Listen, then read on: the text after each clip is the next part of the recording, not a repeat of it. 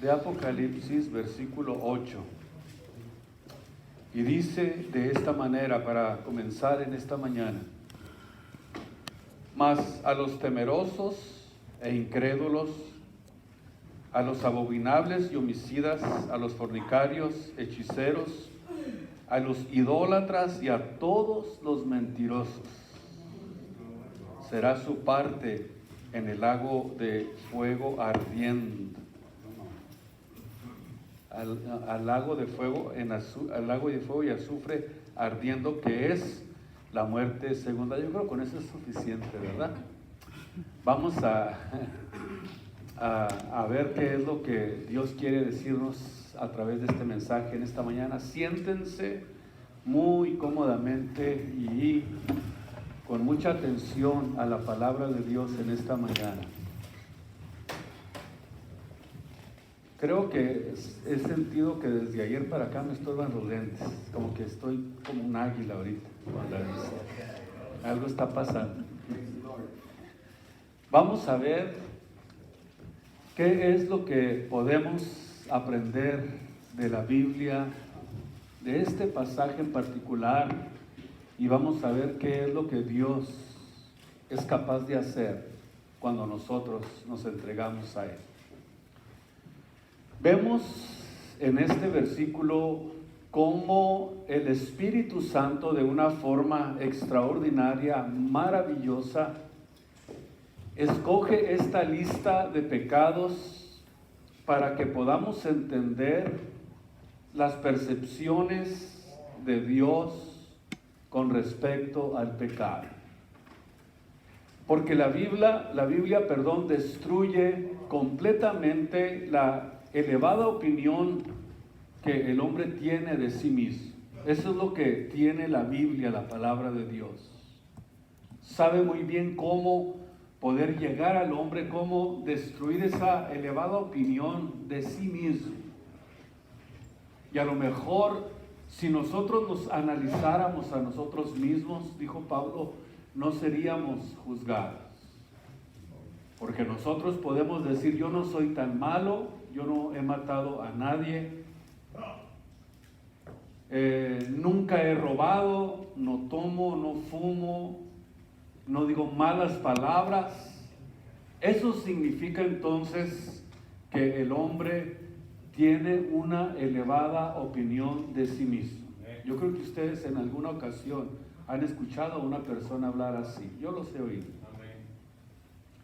Esa es precisamente la perspectiva de sí mismo.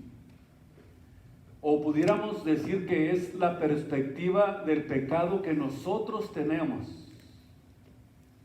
No es naturalmente igual a la perspectiva que Dios tiene acerca del pecado y de nosotros.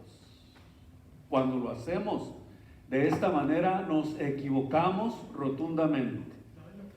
Y nos damos cuenta de que Dios es el único que puede decir, el único que puede dictaminar la gravedad del pecado y de las consecuencias del pecado. Necesitamos entonces entender a través del conocimiento y de la práctica de la Biblia cómo es que Dios puede determinar la medida de pecado y de condenación a la que estamos nosotros expuestos sin Jesucristo. Los pecados humanos, vamos a ver en primer lugar que están en esta lista de los que la Biblia menciona claramente que van a estar en el lago de fuego.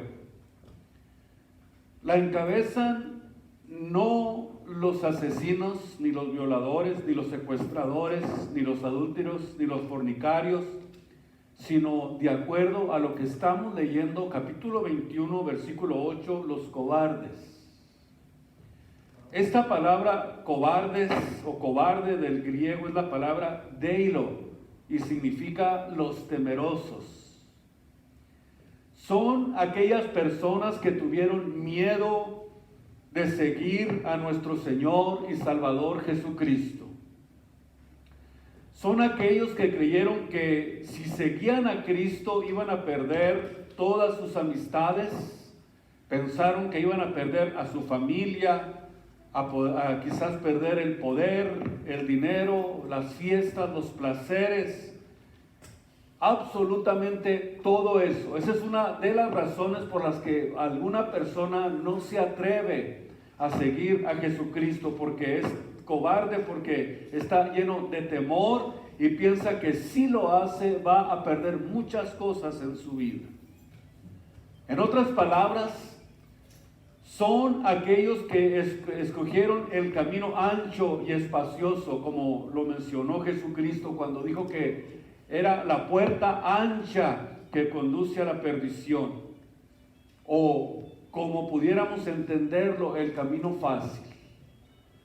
Cristo dijo que seguirlo, escúchenme ustedes, hijos de Dios, requería de valor, requería de consagración, se requería de cargar una cruz, de seguir a Jesús, se requería que nosotros nos determináramos completa y 100% a su servicio y que aprendiéramos también, dijo Jesús, a negarnos a nosotros mismos. O sea que se requiere realmente de valor para poder seguir a Jesucristo. Y si no es así, no seremos entonces capaces de poder servirle y de poder seguirle, si no es de esta manera.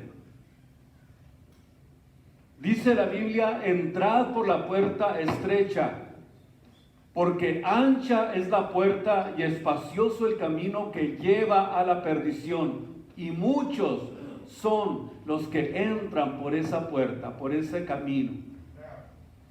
Porque estrecha es la puerta y angosto el camino que lleva a la vida eterna con Dios, y pocos son los que la hallan.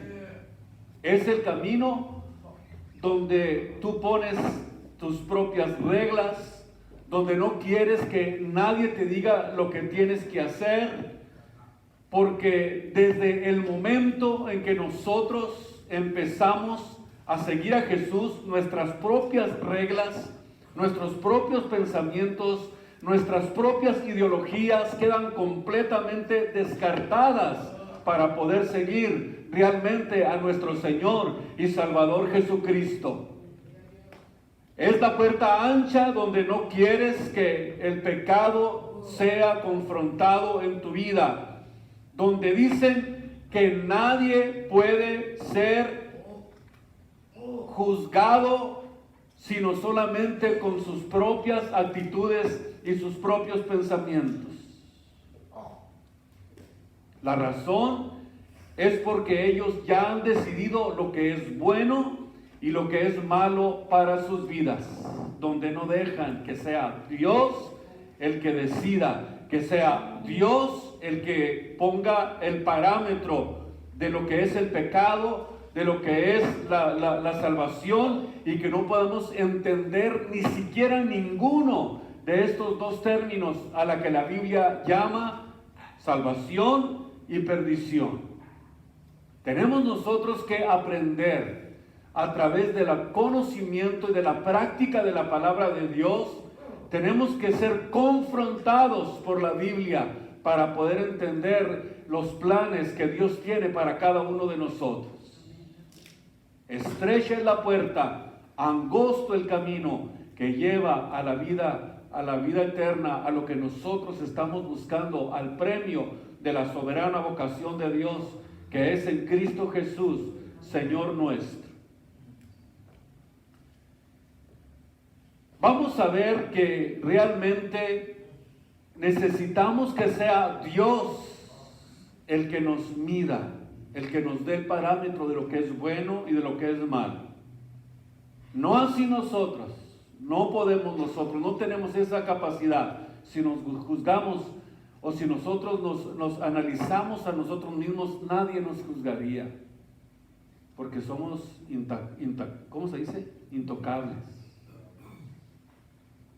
Antes, como lo expresa el apóstol Pablo, cuando dice, no me avergüenzo del Evangelio. Escuchen, porque es potencia, poder de Dios a todo aquel que cree, al judío primeramente y también al griego.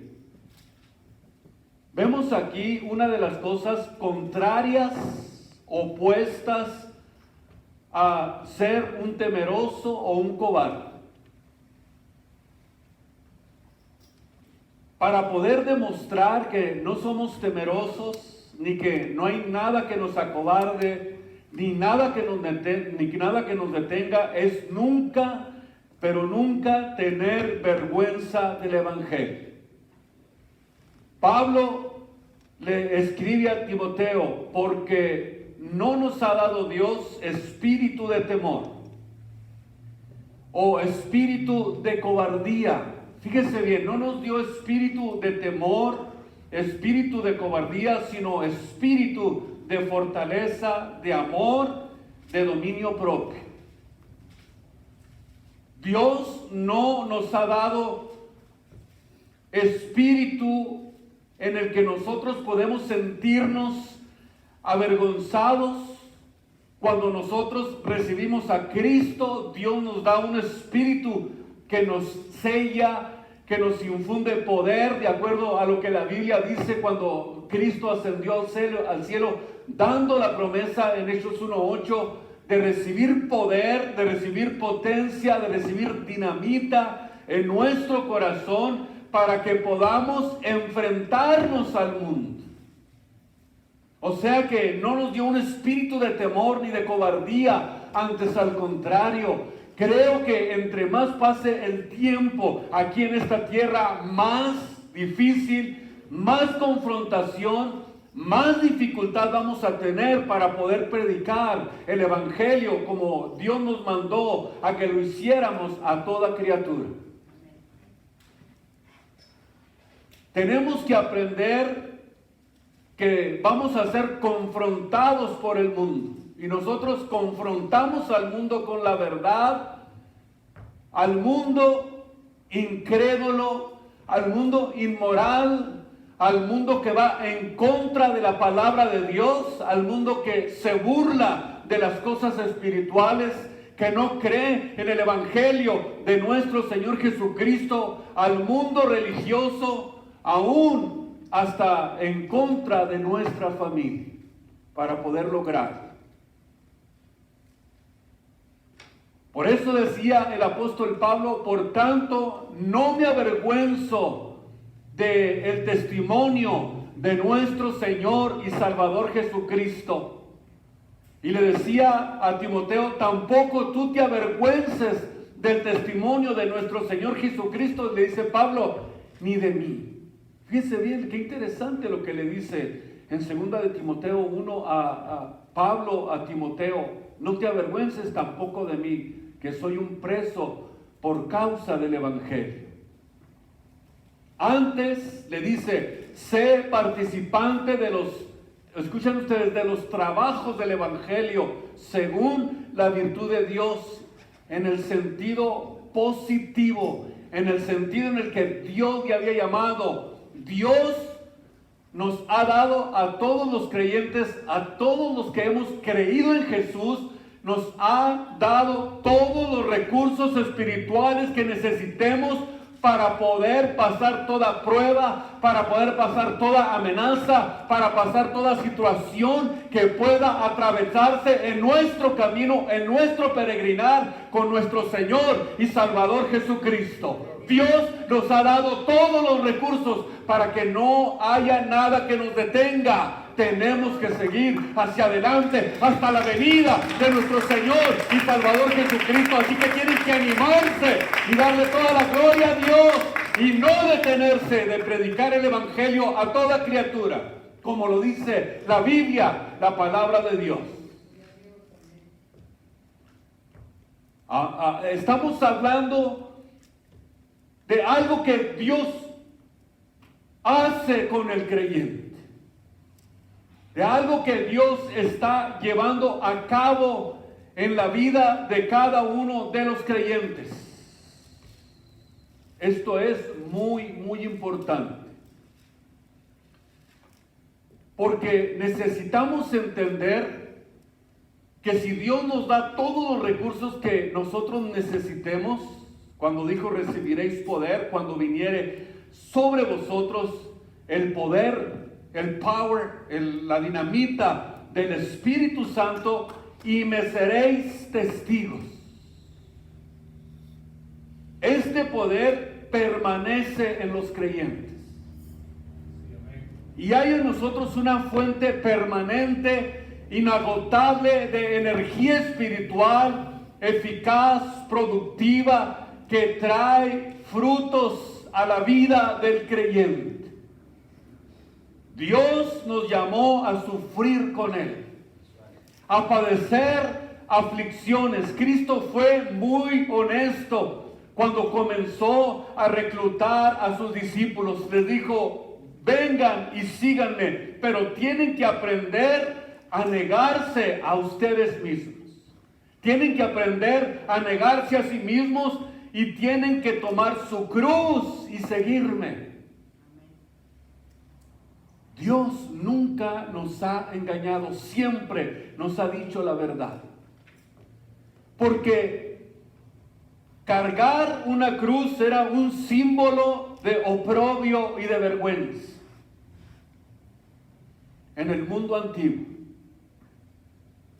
No sé si podamos en esta preciosa mañana entender específicamente a qué es, a lo que se refiere lo que está diciendo Jesús. Decía que cargar una cruz era un símbolo de aprobio, de vergüenza en la antigüedad, y era considerado el que llevaba esa cruz, el que tenía que hacer ese proceso bajo un juicio, porque era como un criminal y que se dirigía hacia la muerte. No sé si usted, no. Dios nos llamó a eso, pero escúchenme bien, tenemos que tener los valores, tenemos que tener el conocimiento, tenemos que tener las convicciones y tenemos que entender que tenemos también el poder que Dios suministra a sus hijos para que puedan ser testigos de Él. Era considerado un criminal que se dirigía a la muerte. Y Cristo, escuchen ustedes, dice: síganme. ¿Hasta dónde nos está llamando Dios que le sigamos? Hasta el lugar de la muerte.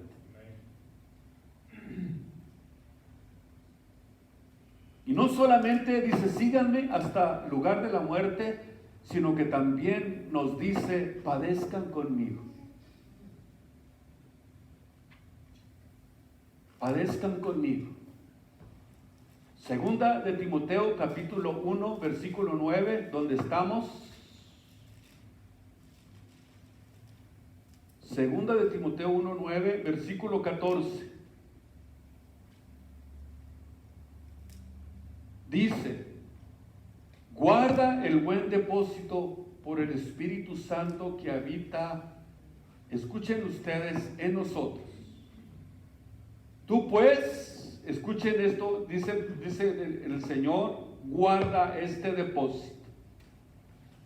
Ya sabes esto, que me han sido contrarios todos allá en el Asia, de los cuales eran Figello y Hermógenes. Por eso la forma de expresarse de Pablo era una forma en la que él siempre encontramos que para predicar el Evangelio encontró siempre una oposición. Pero no nos ha dado Dios un espíritu de temor, de cobardía, sino que nos dio un espíritu de dominio propio, para que podamos nosotros resistir hasta el final. Es lo más glorioso que nos puede pasar en esta tierra, no vamos solos. Cristo va con nosotros. Desde el versículo 9 de segunda de Timoteo, vemos cómo Pablo habla que nos salvó, nos llamó a esta santa vocación no conforme a nuestras obras, sino según el Espíritu, oigan, según el intento del Espíritu de Dios en nosotros. En otras palabras, la guianza del Espíritu Santo es vital para que nosotros podamos entender, para que podamos nosotros comprender que lo que estamos padeciendo, lo estamos padeciendo por Cristo y no por meternos en asuntos ajenos, sino que el intento del Espíritu en nosotros nos da a nosotros testimonio de que lo que estamos haciéndolo porque Dios nos lo está encargando. Con la aparición de Cristo vemos que Él quitó la muerte, sacó a la luz la vida y la inmortalidad por el Evangelio, de la cual yo soy puesto predicador y apóstol, maestro de los gentiles, por lo cual dice, asimismo padezco, mas no me avergüenzo, porque yo sé en quién he creído y estoy cierto que es poderoso para guardar mi depósito para el día de la redención. La seguridad más grande que nosotros tenemos es precisamente de que caminamos por fe, de que nos espera a nosotros un premio que nosotros estamos visualizando con el llamado de Jesucristo, y caminamos a ese premio no como quien hiere al aire, sino que sabemos que estamos peleando para poder alcanzar una recompensa eterna que nos espera en los cielos, que no le pertenece a los cobardes, sino solamente a los valientes. Y luego sigue en la lista de Apocalipsis 21 los incrédulos, que es la palabra apistos del griego, significa personas que no fueron dignas de confianza. Fíjense bien, personas o gentes que no fueron dignas de confianza. Y la palabra pistos significa fiel del griego. Significa digno de confianza, y de ahí se deriva la palabra pistis, que se tradujo fe. Quien es una persona que tiene fe es una persona que confía que lo que Dios le ha dicho está aquí escrito en la Biblia, en la palabra de Dios, y cree y confía y entiende que la palabra de Dios es la verdad. Y confió en lo que Dios le había dicho a través de la verdad, a través de la palabra de Dios.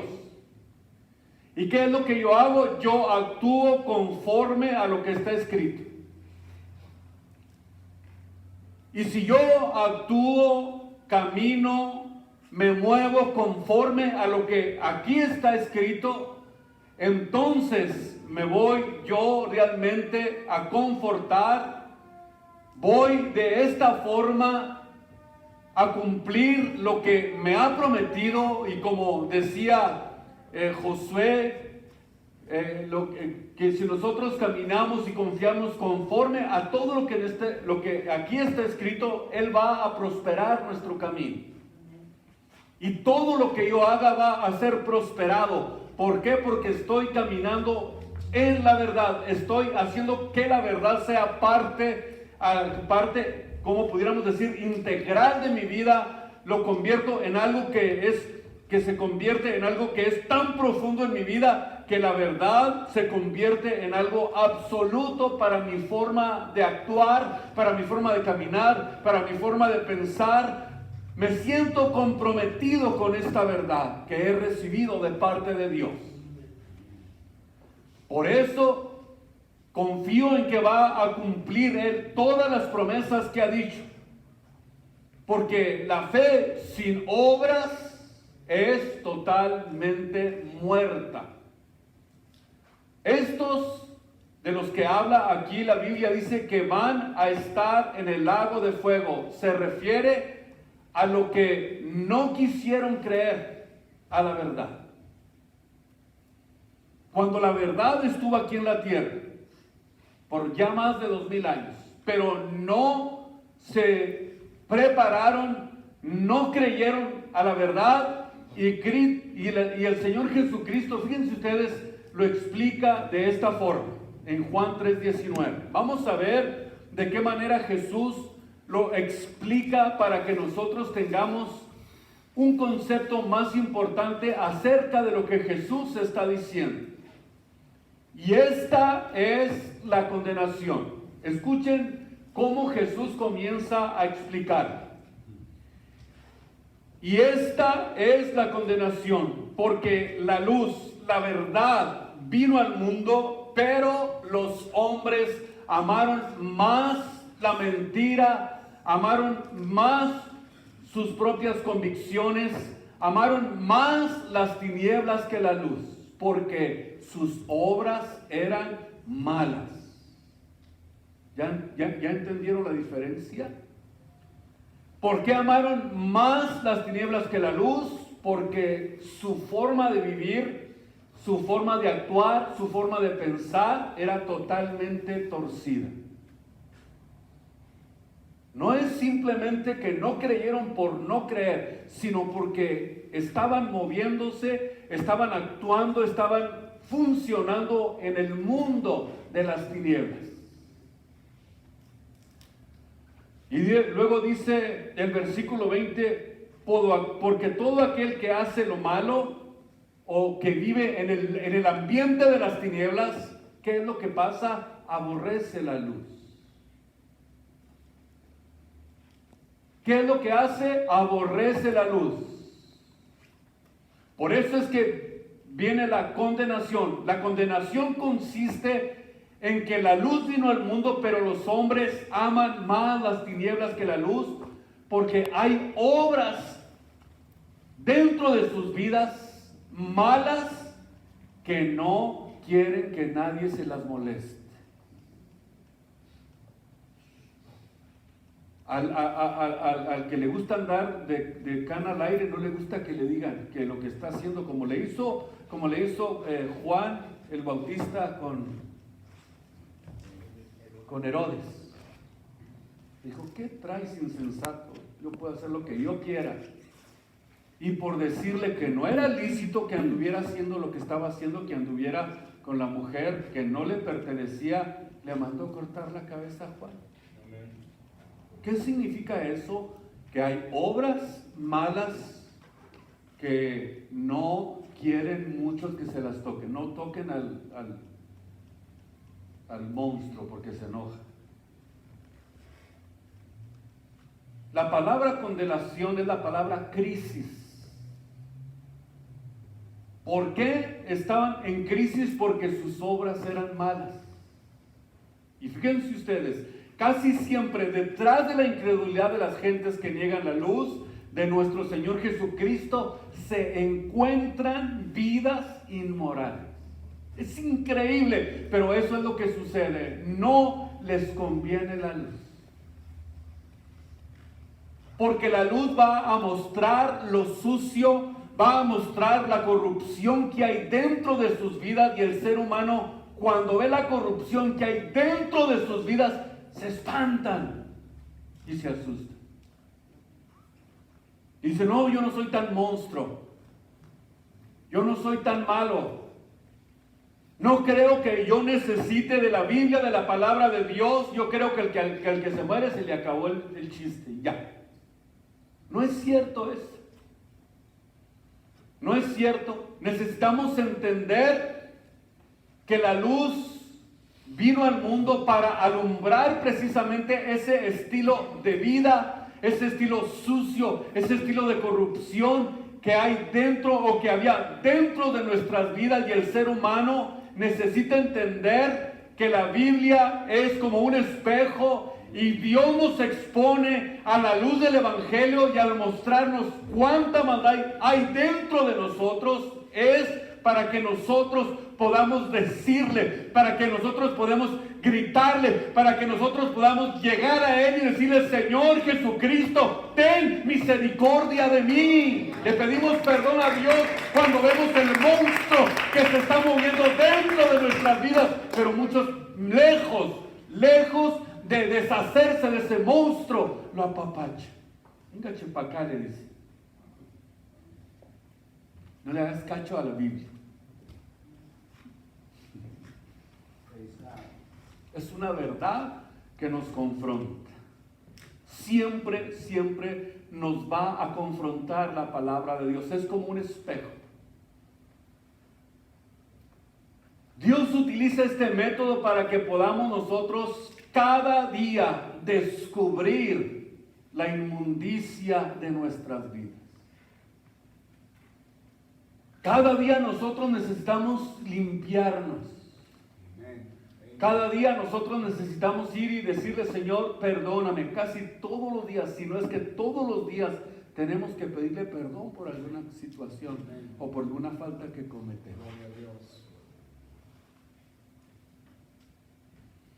Por eso, versículo 20, todo aquel que hace lo malo aborrece la luz y no viene a la luz para que sus obras no sean redargüidas. Estas son palabras fieles y verdaderas. Pero no les conviene creerlas porque no quieren dejar el pecado. Aman más las tinieblas que la luz. Cuando una persona decide no creer,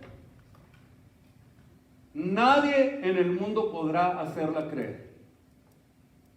Nadie lo va a hacer cambiar. Es una forma de libre ejercicio que existe dentro de la voluntad humana. Todos somos libres de escoger creer o no creer. Pero hay quienes deciden no creer cuando les llega la luz, cuando les llega la verdad, cuando llega el Evangelio a sus vidas. Se hacen incrédulos de corazón.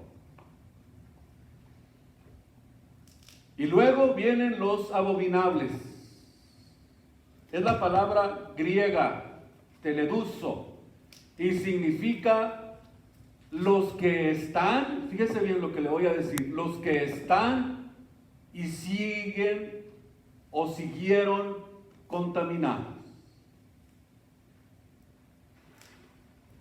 También con esta palabra se pueden entender estos términos, no se asusten.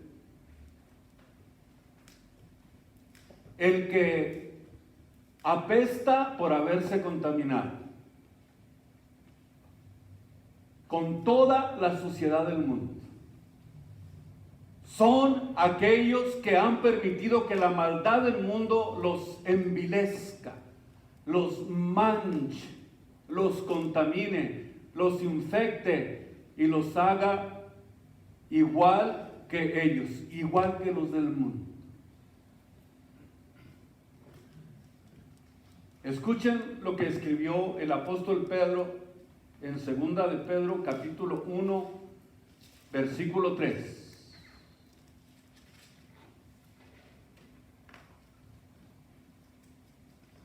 El apóstol escribió esto que es muy interesante para que nosotros podamos entender de una manera más profunda esto.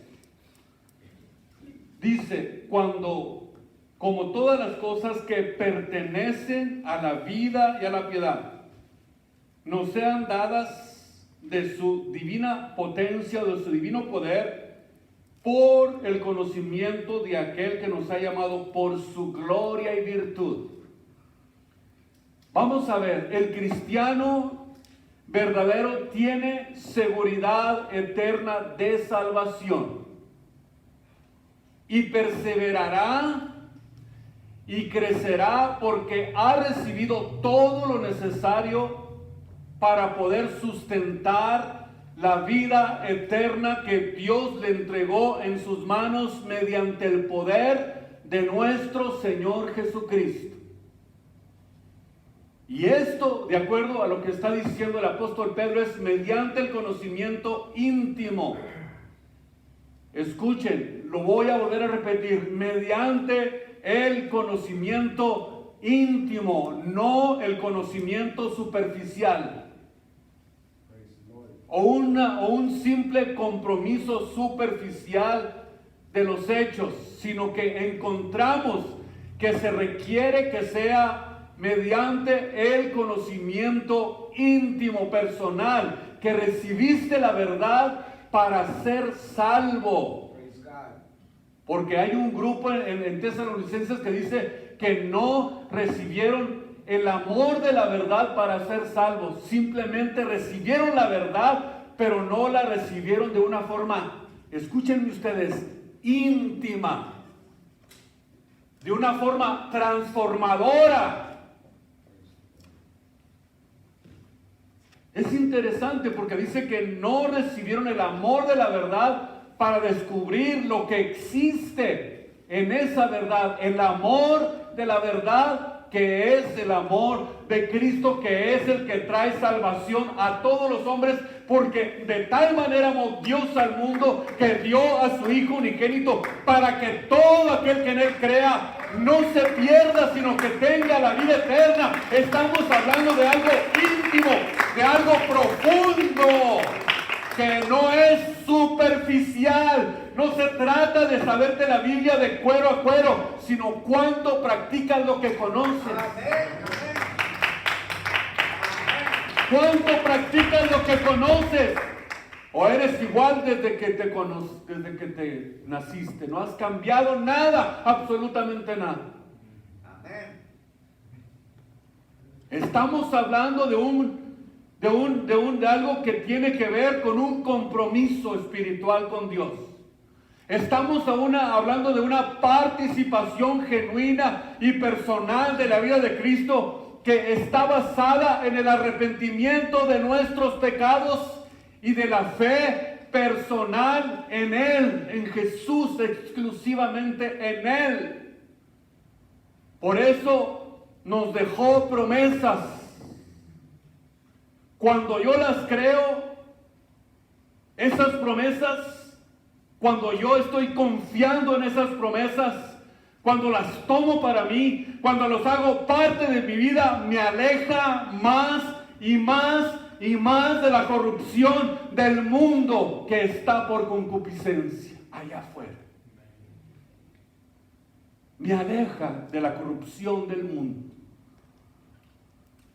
¿Y qué es lo que sucede? Que esto nos hace, según el versículo 4, nos hace participantes de su naturaleza divina. Ahí está la intimidad y la profundidad de lo que es recibir el Evangelio de nuestro Señor Jesucristo con todo nuestro corazón y caminar en Él, funcionar en Él, movernos en Él y hacer que la palabra de Dios sea parte integral de nuestras vidas. Versículo 4. Por lo cual nos son dadas grandísimas y preciosas promesas, para que por esas promesas nosotros seamos participantes de su naturaleza divina, habiendo huido de la corrupción que está en el mundo por concupiscencia. Wow, esto es increíble. La palabra corrupción alude a la noción de algo que se descompone. Por eso les decía lo que significaba esta palabra, de algo que se descompone, de algo que se pudre, de algo que comienza a oler mal.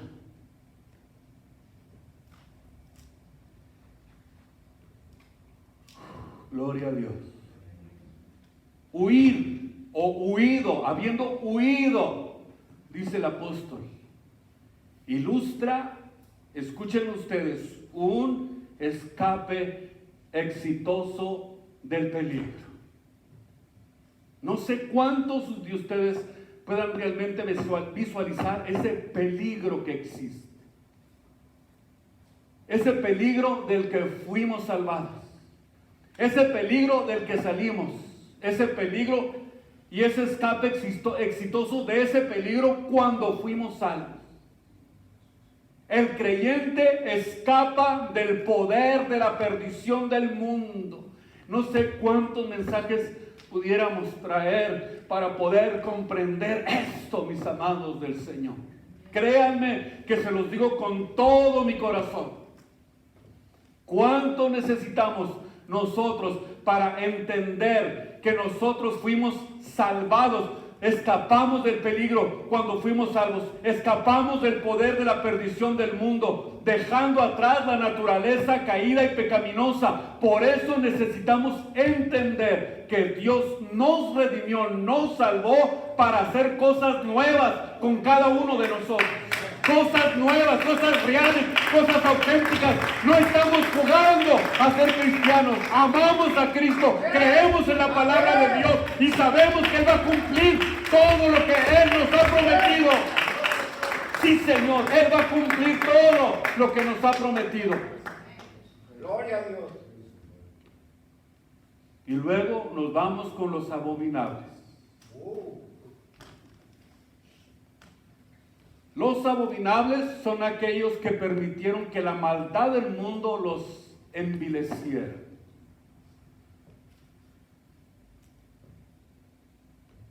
Escuchen, que los envileciera. La maldad del mundo los arropó, la maldad del mundo los llenó. Y esto es algo de lo que nosotros siempre debemos de tener conciencia de lo que realmente es la salvación. La salvación es un regalo maravilloso, es un don especial, es un don glorioso que Cristo le da a sus redimidos.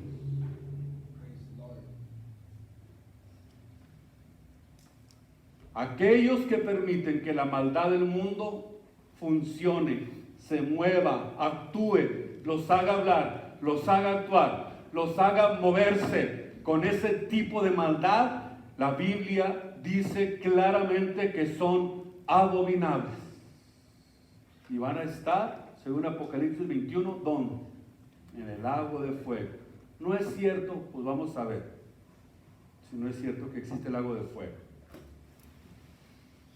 Cuando te mueras vas a tener la respuesta. Los homicidas es la palabra penus del griego.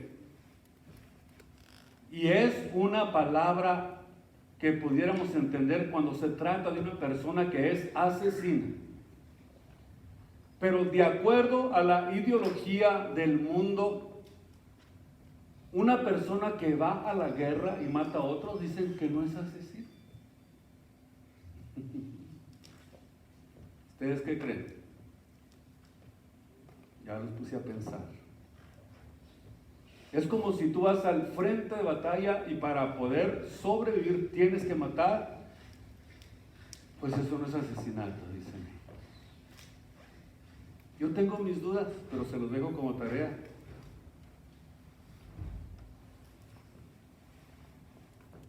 Y esto es, como Dios lo está ilustrando aquí, es cuando una persona lo hace con premeditación, con alevosía y ventaja. Cuando la Biblia dice no matarás, es la palabra ratza del griego, ratza. Y precisamente significa hacerlo con premeditación, con alevosía y ventaja. O por venganza o por codicia. Y Jesucristo habló precisamente de este tema, que vamos a ver cómo podemos nosotros buscar la forma de ilustrarlo y de entenderlo a la manera en que Cristo lo explicó en el libro de Mateo capítulo 5, versículo 21 y 22. Vamos a ver. Para poder nosotros entender que la palabra asesino yo creo que tiene que ver precisamente con la forma en que Cristo lo explica aquí. Oísteis que fue dicho a los antiguos, escuchen ustedes, la palabra es, no matarás. Fue uno de los mandamientos. Mas cualquiera que matare será culpado del juicio. O sea, una persona asesina tiene que ser enjuiciada. De acuerdo a la Biblia. Versículo 22.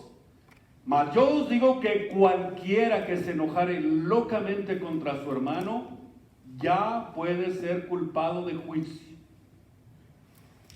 Y cualquiera que le dijere a su hermano raca, será culpado del consejo, y cualquiera que le dijere fatuo será culpado, escuchen ustedes, del infierno del fuego. ¿Qué es lo que realmente está tratando de Jesús de decir aquí? En otras palabras, de acuerdo a lo que Cristo está diciendo aquí, no le interesa quitarle el rifle o la pistola al asesino, sino que más bien lo que Dios quiere es hacer desarmarlo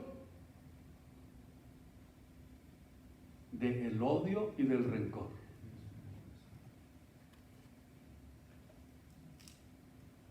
Dios no quiere quitarte el rifle, quiere quitarte lo que traes dentro.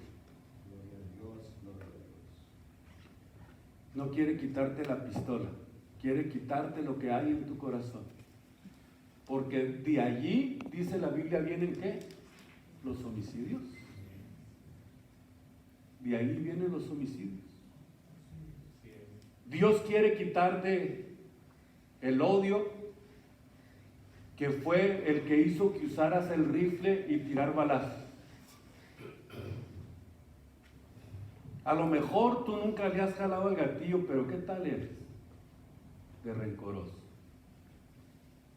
Eres un mercenario y ni cuenta te has dado a lo mejor.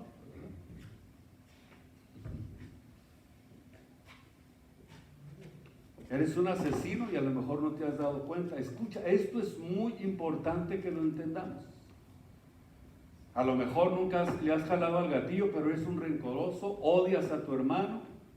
Y ese veneno es el que Dios quiere extirpar de raíz de nuestras vidas.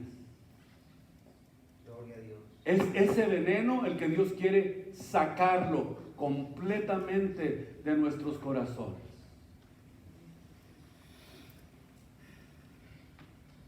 Por último, tenemos dos fornicarios, que es la palabra pornos del griego y se usa, escuchen ustedes, se utiliza y se puede entender cuando se usa el sexo ilícitamente. Porque nuestro cuerpo no fue hecho para la fornicación y para ser usado en la dimensión única del matrimonio. Fornicarios son aquellos que usan el sexo antes de casarse, y cuando engañas a tu esposa o estando casado es adulterio. Pero sin embargo, dice que los fornicarios no entrarán al reino de Dios. Ni los hechiceros, que es la palabra farmakeus del griego, que significa farmacia o tienda de drogas. Y también se usó esta palabra en la Biblia para describir a los hechiceros, a los brujos, a los drogadictos, a los magos, a los medios, a los que van a que les hagan la limpia del café turco, a los astrólogos y a todo este tipo de ideología que existe en el mundo. Y notamos claramente que en Deuteronomio 18, del 12 al 10, Dios lo prohibió completamente. Y luego los idólatras son aquellos que han entregado su energía, su tiempo, su salud, su mente a cualquier otra cosa en la vida que no haya sido Dios. O sea, no solamente es un idólatra aquel que se inclina hacia una imagen, sino que es idólatra todo aquel que sea primero antes que Dios. Ese puede ser tu ídolo. Puede ser tu novio, tu auto, tu casa, tu trabajo, pero sin embargo necesitamos entender que es ahí donde necesitamos nosotros tener la percepción, la guianza del Espíritu Santo para entender que es más importante el servicio a Dios, que es algo que necesitamos practicarlo todos los días de nuestras vidas. Y por último tenemos la palabra mentirosos, que es la palabra pseudos, que significa que son las personas que no son sinceras, que no son honestas, pero escuchen ustedes, consigo mismos. Es interesante que no se trata de una persona que miente para engañar a otros, sino que está siendo deshonesto consigo mismo. Esto es muy común cuando se vive en pecado. Esto naturalmente viene por causa del pecado. Mentirosos congénitos hacen hasta lo imposible para buscar la manera de que la gente les crea. ¿Y saben qué es lo que dicen? ¿Yo? Fíjense bien, qué interesante. Qué manera de esquivar, por ejemplo, la mentira. Cuando sucede esto encontramos hipocresía para poder vivir un estilo de vida doble. Por eso la Biblia dice claramente en su palabra, en el libro de los Efesios 4:25, hablad siempre verdad entre nosotros, dejar la falsedad y comenzar a hablar en verdad, por lo cual desechando, dice el apóstol Pablo, la mentira, hablad verdad entre vosotros. Eso es a lo que Dios quiere llevarnos para que no vayamos a ir al lago de fuego y azufre. Dios les bendiga en esta mañana. Démosle gracias a Dios.